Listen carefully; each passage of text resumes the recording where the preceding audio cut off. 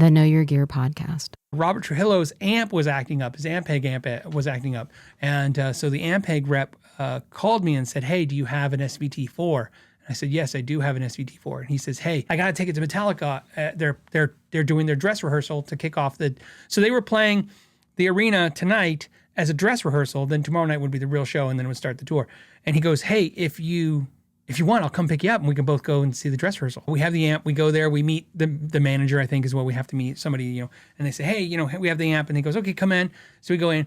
This is why the story's funny, because it's at the, I think at the time it was the Coyote Stadium, which is for those that don't know Arizona has a hockey team. It's weird. So anyways, there's a hockey arena.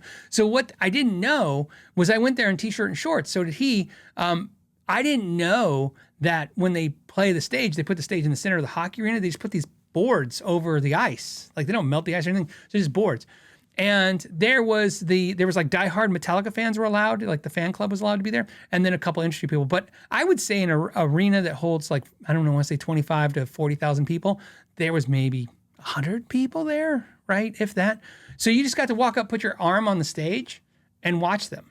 And they just played the whole show. In fact, the only difference was every once in a while they would stop because they have in-ear monitors. And then you would hear them say, okay, you want us to move away? And they would move away. The pyrotechnics would go off because they were testing it. And then they go back and they start playing the show. It was really cool behind the scenes thing. But I was freezing to death because all of us were freezing because the cold was coming up from the ice.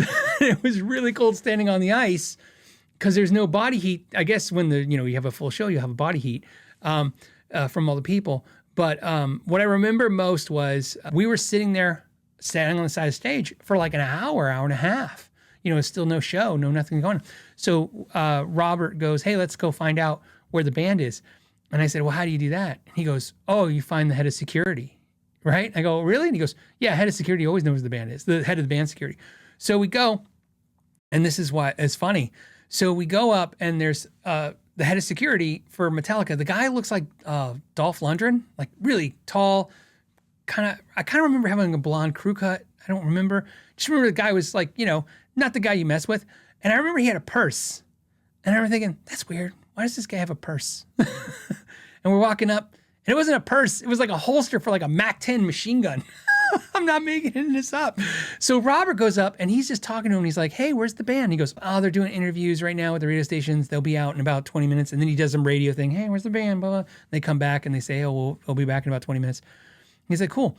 And then I'm like, I told you, I'm Chris Farley all the time. I'm like, is that a MAC-10 machine gun? Right? That just seemed like an odd thing to have, right? I mean, I'm in Arizona, so guns are everywhere, and you don't even have to have a concealed permit. You can just conceal a gun and walk around Arizona. It is the Wild West, for instance. But he said, ever since Dimebag Darrell, we don't mess around anymore. And then I got that chill, like, oh, okay, well, I will not rush the stage, I promise. And then the head of the security for the venue is standing there. They're talking. And then Robert goes out of nowhere. He's like, hey, what's the funniest rider? He goes, how's Metallica's rider? Is it crazy?